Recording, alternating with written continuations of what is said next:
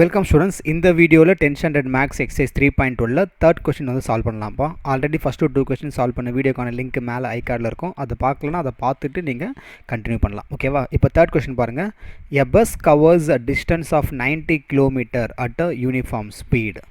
Had the speed been 15 km per hour more, it would have taken 30 minutes less for the journey. Find the original speed of the bus. ஒன்றுமே புரியல sir. Okay, no problem. தமிழில் பாருங்கள். ஒரு பேருந்து 90 kilometre தொலைவு சீரான வேகத்தில் செல்கிறது. ஓகேவா? 90 கிலோமீட்டர் தொலைவு, அதாவது நமக்கு டிஸ்டன்ஸ் தான் கொடுத்துருக்காங்க, ஸ்பீடு தரல. ஓகே, அதன் வேகம் 15 கிலோமீட்டர் அதிகரிக்கப்பட்டால், இன்கேஸ் நான் முன்னே இருந்த ஸ்பீடை விட 15 கிலோமீட்டர் இன்க்ரீஸ் பண்ணேன் அப்படின்னா எனக்கு ½ அன் ஹவர் சேவ் ஆகுதுன்றாங்க. அப்போனா ஸ்பீடு எவ்வளோ?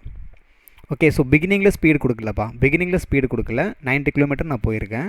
அதுவே நான் ஒரு 15 கிலோமீட்டர் ஸ்பீடில் எக்ஸ்ட்ரா போயிருந்தேன்னா, ஃபார் எக்ஸாம்பிள் நான் வந்து ஒரு 30 கிலோமீட்டர் ஸ்பீடில் போயிருக்கேன்னா 45ஆக மாற்றிருந்தாலோ, இல்லை நான் 40 கிலோமீட்டரில் போயிட்டு 55ஆக மாற்றிருந்தாலோ, எக்ஸ்ட்ரா 15 கிலோமீட்டர் ஸ்பீட் நான் இன்க்ரீஸ் பண்ணியிருந்தேன்னா ½ அன் ஹவர் சேவ் ஆகிருக்கும் அப்படின்றாங்க. ஸோ இது வந்து ஒரு சின்ன லைஃப் ஓரியன்ட் கொஸ்டின். இதை வந்து நம்ம எப்படி குவாட்ராட்டிக் ஈக்குவேஷனை கன்வெர்ட் பண்ணி ஆன்சர் கண்டுபிடிக்க போகிறோம் அப்படின்றது தான் ஒரு இன்ட்ரெஸ்டிங்கான ஃபேக்ட். சரிங்களா? இப்போது ஆஸ் யூஷுவல் நமக்கு எதுவும் தெரியலனாலும் நம்ம என்ன பண்ணுவோம்? எக்ஸ்ன்னு எடுத்துப்போம். So let the original speed, அதாவது நான் ஃபஸ்ட்டு வந்தேன்ல, அந்த ஸ்பீட் நமக்கு தரல. அப்போ நான் அதை என்ன பண்ணுறேன்? Let the original speed be X kilometre per ஹார்னு எடுத்துக்கிறேன்.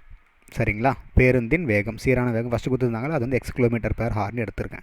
ஓகே, இப்போது அதன் வேகம் 15 கிலோமீட்டர் வந்து டிஸ்டன்ஸ். இது இப்போது இந்த எக்ஸை வந்து என்ன பண்ணுறாங்க? எக்ஸ் ப்ளஸ் 15 இன்க்ரீஸ் பண்ண போகிறாங்க. அப்படி இன்க்ரீஸ் பண்ணால் எனக்கு ½ அன் ஹவர் வந்து சேவ் ஆகுது அப்படின்றாங்க. இப்போது எனக்கு இதில் ஸ்பீடு எழுதிட்டுருக்கேன்ல, இப்போ ஸ்பீட்லேருந்து how I can take time. எனக்கு டைம் தானே வேணும், டைம் தானே சேவ் ஆகுது. அப்போ டைம் நான் என்ன பண்ணலாம்? டிஸ்டன்ஸ் பை ஸ்பீட் அப்படின்னு போடலாமா? இதுதான் பிகினிங் டைமில் எனக்கு ஸ்பீடு எவ்வளோன்னு தெரியல, நான் ரீச் ஆகிட்டேன் 90 கிலோமீட்டர்ஸ். ஓகேவா? So 90/x. In case after increasing, நல்லா கவனிங்க, ஆஃப்டர் இன்க்ரீஸிங் ஸ்பீடு, அப்போது ஸ்பீடு எனக்கு என்னவா மாறும்? எக்ஸ் ப்ளஸ் 15 மாறும். அப்போ அந்த ஸ்டேஜில் டைம் எனக்கு என்னவா மாறும்? 90/x + 15 மாறும். இது வந்து ஒரிஜினல் ஸ்பீடு நான் எக்ஸில் வந்திருக்கேன். அதுக்கப்புறம் நான் 15 கிலோமீட்டர் ஸ்பீடு வந்து இன்க்ரீஸ் பண்ணிட்டேன். So 90/x + 15. கொஸ்டினில் கொடுத்துருக்கிற க்ளூ என்னப்பா? எனக்கு எது சேவ் ஆகுன்றாங்க? 30 மினிட்ஸ் சேவ் ஆகுன்றாங்க. 30 மினிட் அப்படின்னும்போது we are not going to use 30 minute போட மாட்டோம்.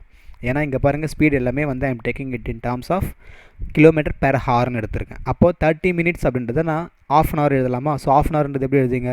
1/2ன்னு போடுவீங்க. அப்போது இதை how I can write is given என்ன கொடுத்துருக்காங்க? இதோட டிஃப்ரென்ஸ் வந்து ½ an hour save ஆகுதுன்றாங்களா?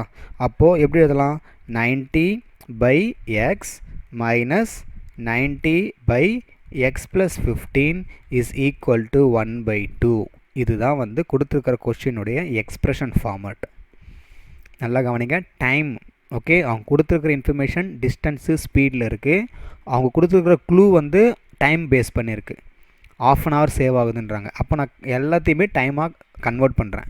Okay, so 90 kilometre by original speed எனக்கு தெரியல. ஓகேவா? ஸோ 90/x ஒரு டைம். அடுத்து நான் ஸ்பீடை 50 கிலோமீட்டர் இன்க்ரீஸ் பண்ணதுக்கப்புறமா 90/x + 15 அது ஒரு ஸ்பீடு. நம்ம கொடுத்துருக்க க்ளூ என்ன? ஸ்பீடு நான் இன்க்ரீஸ் பண்ணனா என்னுடைய டைம் வந்து 30 மினிட்ஸ் சேவ் ஆகுன்றாங்க. அப்போ என்ன அர்த்தம்? டிஃப்ரென்ஸ் வந்து 13. ஸோ டிஃப்ரென்ஸ் நம்ம ஆப்வியஸாக என்ன பண்ண போகிறோம்? சப்ட்ராக்ட் பண்ண போகிறோம். இது வரைக்கும் புரிஞ்சுதா? எஸ். இப்போ இதை சால்வ் பண்ணிவிட்டு குவாட்ராட்டிக் ஈக்குவேஷன் கொண்டு வந்துட்டு அதை நம்ம சால்வ் பண்ண போகிறோம். ஓகேவா? ஸோ இதை கிராஸ் மல்டிப்ளை பண்ணலாமாப்பா? இங்கேயே 90 இங்கே மட்டும் இல்லை, 90 நீங்கள் வெளியே எடுத்து நீங்கள் பண்ணுறதாலும் பண்ணலாம். It is our choice. 90 வெளியே எடுத்துகிட்டு பண்ணிடலாமா? ஏன்னா ரெண்டுமே 90 இருக்கா? So I will make it easy. 90 நான் வெளியே எடுத்துடுறேன். அப்போ மீதி என்ன இருக்கும்? 1/x - 1/x + 15 is equal to 1/2. இப்போ கிராஸ் மல்டிப்ளை பண்ணலாம். x + 15 - x by x into x + 15 is equal to 1/2 இருக்கும். இங்கேயுமே அந்த 90 நீங்கள் போட்டுக்கோங்க. ஓகேவா? இங்கே எக்ஸோ மைனஸ் எக்ஸோ கேன்சல் ஆகிடும். ஸோ 90 × 15 இன்ட்டு இந்த 2வுமே இங்கே கிராஸ் மல்டிப்ளை பண்ணிடுறேன். ஈக்குவல் டு இதை இங்கே கிராஸ் மல்டிப்ளை பண்ணால் x × x + 15 அப்படின்னு கிடைக்கும். இதை ஃபுல்லாக மல்டிப்ளை பண்ணுங்க பார்ப்போம். 9 15 2 என்னப்பா வரும்? 9 2s are 18. 18 × 15 என்ன வரும்? செக் பண்ணி பாருங்கள் பார்ப்போம். 915 ஓகே 270 வருமா, 2700 வருது. I hope I am correct. 2700 equal to இதை உள்ள மல்டிப்ளை பண்ணால் எக்ஸ் ஸ்கொயர் ப்ளஸ் 15x வருதா. ஸோ இதை ஒரே பக்கமாக எழுதுனா X square plus 15x minus 2700 equal to 0. சம்மு முடியலப்பா. இப்போ தான் நம்ம குவாட்ராட்டிக் ஈக்குவேஷனுக்கே வந்திருக்கோம். இது வரைக்கும் கிளியரா? ஓகே, கொஸ்டினை நான் வந்து இந்த ஃபார்மெட்டில் எழுதிட்டேன். அதை சால்வ் பண்ணி குவாட்ராட்டிக் ஈக்குவேஷனாக கொண்டு வந்திருக்கேன். இப்போ இந்த குவாட்ராட்டிக் ஈக்குவேஷனை நீங்கள் எந்த மெத்தடோட யூஸ் பண்ணிக்கோங்க. முன்னே சொன்ன மாதிரி ஃபேக்டரைசேஷன் மெத்தடோ இல்லை splitting the term or completing the square method இல்லை ஃபார்முலா மெத்தட் நீங்கள் எது வேணால் யூஸ் பண்ணிக்கோங்க. யூஸ் பண்ணிவிட்டு you need to solve it and you need to find your X value. Continue பண்ணலாமா? இது வரைக்கும் கிளியரா? X square plus 15x minus 2700 is equal to 0 வரைக்கும் வந்திருக்கு. இப்போது அப்படியே வீடியோ வந்து பாஸ் பண்ணிவிட்டு காப்பி பண்ணிக்கோங்க. நான் எரேஸ் பண்ணிவிட்டு ஃப்ரெஷ்ஷாக நான் வந்து சால்வ் பண்ண சொல்லித்தரேன். சரிங்களா? ஸோ காப்பிட் நான் இப்போ எரேஸ் பண்ண போகிறேன். காப்பி பண்ணிக்கோங்க.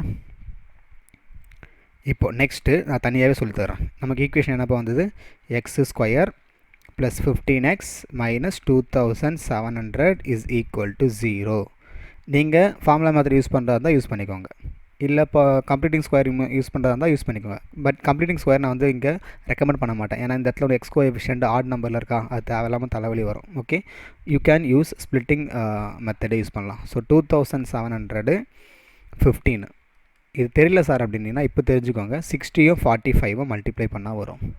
எப்படி சார் இவ்வளோ பெரிய நம்பர் ஞாபகம் வச்சுதுன்னா ஈஸி தான். இங்கே 15 ஞாபகம் வச்சுக்கோங்க. 60க்கும் 45க்கும் டிஃப்ரென்ஸ் என்ன? 15. So you can have that in mind. அப்படி ஞாபகம் வச்சுக்கோங்க. புரியுதுங்களா? ஏன்னா அவ்வளோ ஈஸியாக நம்ம எல்லா நம்பர் ஞாபகம் வச்சுக்க முடியாது. ஒரு சம்ம எத்தனோ சம் போட்டு வந்துட்டுருக்கோம். பட் இந்த சம்மை பொறுத்த வரைக்கும் இந்த பஸ்ஸு சம்மு ஸ்பீட் சம் வந்ததுன்னா 60 45 தான் உங்களுடைய ஃபேக்டர் ஞாபகம் வச்சுக்கோங்க. ஓகேவா? இப்போ 60 வந்ததால் you can write this as eggs plus 60 and then x minus 45 is equal to 0 வரும். அப்போ x is equal to minus 60, x is equal to 45 வரும். சரிங்களா? அதாவது x plus 60 equal to 0னா இந்த பக்கம் வந்தால் minus 60, x minus 45 equal to 0னா இந்த பக்கம் வந்தால் 45. இப்போ நம்ம சம் எதை பற்றி பேசிகிட்ருக்கு? ஸ்பீடை பற்றி பேசிகிட்ருக்கு. ஸோ நீங்கள் என்ன எழுதணும்? Speed cannot be negative. Speed நெகட்டிவில் வருமா? பஸ்லாம் ரிவர்ஸ்லாம் போகல. ஓகேங்களா? ஸோ பாசிட்டிவ் மட்டும்தான். தேர்ஃபோர் ஸ்பீட் ஆஃப் பஸ் தானே அது? என்ன வண்டி நம்ம பேசிகிட்டு இருக்கோம்? பஸ் தான். So speed of bus is equal to 45 km/h தான். அவ்வளோதான் சமம் முடிஞ்சது. புரியுதுங்களா? ஸோ ஒரு கொஸ்டினை நீங்கள் எக்ஸ்பிரஷனாக கன்வெர்ட் பண்ணுறது தான் மேட்ரு. குவாட்ராட்டிக் ஈக்குவேஷன் நம்ம சால்வ் பண்ணியிருக்கோம். இதுக்கு முன்னே எக்ஸசைஸ் எல்லாமே நம்ம சால்வ் பண்ணிட்டோம். Factorisation method, square method, or formula method, அது நமக்கு மேட்ரு இல்லை. ஓகேங்களா? அந்த வேர்ட் ப்ராப்ளமை எப்படி நீங்கள் குவாட்ராட்டிக் ஈக்குவேஷனை கொண்டு வரீங்கன்றது தான் ஃபஸ்ட்டு ஸ்டேஜ் தான். கொஞ்சம் கேர்ஃபுல்லாக பண்ணணும். ஓகேவா? So I hope you understand this question. Thank you so much for வாட்சிங். இந்த வீடியோ, இந்த எக்ஸ்ப்ளனேஷன்லாம் உங்களுக்கு பிடிச்சிருக்கு அப்படின்னா please share this video with your friends. Thank you so much. Will catch up in the next video. Bye by.